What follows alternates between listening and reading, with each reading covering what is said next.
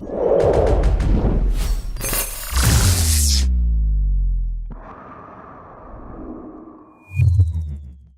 humans, and welcome to another episode of Gen X Gamer. So Avowed overcame the bad PR. Oh my lord, and it looks like Xbox is going to have a hit on their hands. Well guys, as you know, for those few of you who saw that video, I made a video on Avowed and Indiana Jones and the problems that we're having with PR. Now, it's really telling that we live in a date and time where employees manage the PR of large gaming companies in a negative way instead of the company managing the employees, right?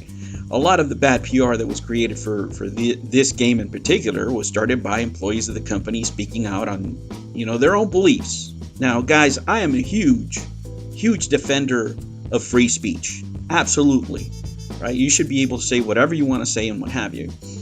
But when you are employed by a company, right, that is paying you to do a job, and your job is to sell the most amount of units possible, it might be a good idea for you not to open your big mouth, especially if you have very controversial points of view, and that's what's happening here. You have a culture at Microsoft where employees can be outspoken as much as they want for one particular point of view, right? If you're a conservative, first of all, you're not going to be jeopardizing your job.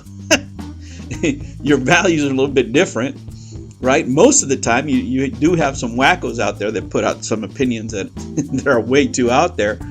But in general, it seems to be the most left-leaning of employees are the ones that are out there on Twitter, Blue Sky, whatever, social media, saying things. Now, I'm recording this after listening to a review that my kiddo put on for me. And I'm going to put a link down below because it's 100% review, right? And I've heard a few because, he put a few of them for me here that I'm just laying down. And I'm recording this and I'm asking they put this up for me.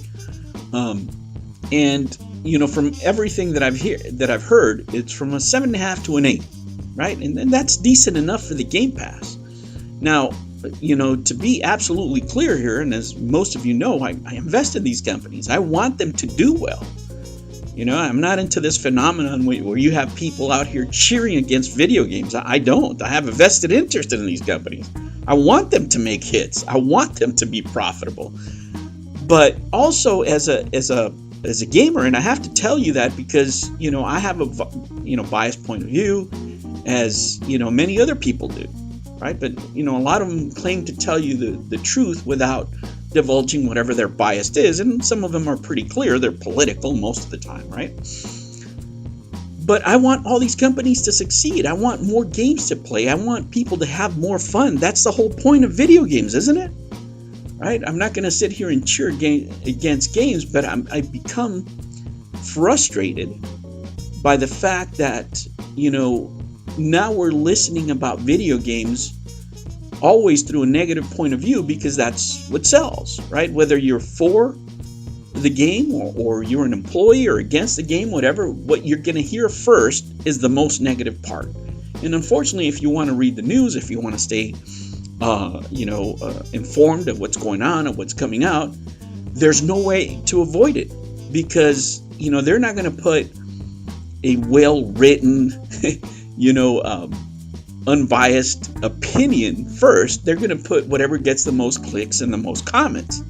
If I was making this video trashing it and whether it's for or against or I made it controversial, of course this video would get a lot more views and it's not going to get viewed a lot. And I can tell the difference. Whenever I do a take on something that is worthy of criticism, and I will criticize what needs to be criticized, especially if it's, over the top, shenanigans that people are doing out there. I will do that, but I'm not going to do it when it's not warranted, right? If this individual in the company is saying these kind of things, I'll comment how stupid it is to do it. Absolutely moronic, right? Not because I disagree with his take, which is, absolutely insane. He has the right to say it. I criticize it because he's going against the best interest of the company, the best interest of the studio. Now, Obsidian, I was going to play this game regardless, because I like Obsidian games. I've liked their work in the past, and The Outer Worlds, was one of my favorite games, recently as far as art style and stuff. And it looks like some of the DNA is present here from what I've heard of the commentaries. I'm not going to sit here and tell you that I've seen other than the trailer, because I can't, watch video game screens. But the narratives that I've heard, every description that I've heard from all these reviews, with some minor details, seems that the gameplay is pretty solid, and that with further updates and what have you, the game is going to be okay. It's just typical outer Obsidian. I was going to say Outer Worlds, and guys, you have to excuse me too. I'm going through what you already know, so sometimes I might get a little confused, right? And I might lose my train of thought here a little bit, so I pray that you forgive me. Regardless, guys, I'm looking forward to play this game whenever I can play it. It's going to be on the Game Pass. The Game Pass absolutely needs more hits, and absolutely needs, games that people are going to be playing for 100 hours. It looks like this could be a 100-hour gameplay based on this review. And again, I'm going to link the review down below. But this is the kind of things we need on this type of service, right? I mean, if you're going to have this kind of service, and and I do, right? I'm a big Game Pass fan. This is the type of titles you want to have. I think 2025 is finally the year that the Game Pass concept is coming to be, right? It's really offering a lot of value. I mean, it has for me in the past, but now where you have these first-party titles from Xbox, it's really delivering value.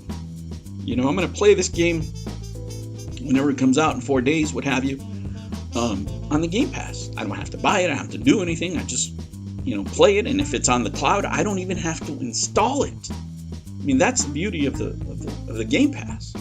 And it looks like it's going to be a good game, and if I play it and I like it, absolutely, I'm going to buy a physical copy to keep around, But, I'm glad. I'm glad that we have a good game. I'm glad that we have a game that we can enjoy regardless of the controversies. But again, it's the time it's the time that we live in, man. We can't get a game out without either the employees, especially when it comes to AAA games, without the employees causing some major drama, number one. Number two, having that drama and controversy spill out into social media, because that's what drives eyeballs. And in the end, is it good for the game? I guess we're going to find out, right? I guess we're going to find out based on how this game performs if it's on the Game Pass. And let me tell you, I see this going to PlayStation 5. I do, and PC, right? I mean, hopefully it's on both. I don't know, guys, because I haven't read and I haven't kept up with the news. All I've been doing is writing papers mostly. I just finished an essay today. I have to still write another one. So I'm not up to date on the latest and greatest, right? These are just my general opinions. And I'm glad that this game is going to succeed for Obsidian, because it's a studio that I like, a studio that has produced a lot of great works in the past. And I wish them the best in the future.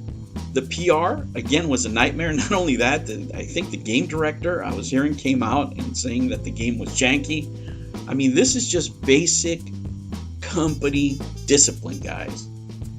What I can see is there's very little oversight when it comes to the employees as far as messaging, as far as what they should be saying about the games. Not that they can't have any opinions, but I think when your opinions go beyond business, right, and actually go against to what you're trying to do and what the other people in your company are trying to do, and that's when it goes off the rails. But I'm glad it didn't happen in this case. I'm glad that this is a good game, and whenever I can, I look forward to playing it. All right, humans, thank you so much for joining me. That's my rant. I'm going to ask my kiddo to upload this and annoy him again after, after they get home. And, hopefully you'll see it then. Thank you so much, and I'll catch you on the next one. Make sure you like and subscribe. And if you haven't done so, you can go read my Substack. I'll put a link down below. And you can see other things that I'll be talking about maybe in the future, and even things that I don't talk about there. If you have any ideas, go ahead and comment down below, and I'll try to get to them whenever somebody reads it to me. All right, guys, I will catch you on the next one. Take care. New videos every Monday and Sunday. Thank you for joining me on another episode of the Gen X Gamer. Remember to like and subscribe, click that notification bell, and remember, never ever be afraid to be happy. I'll catch you on the next one. Take care.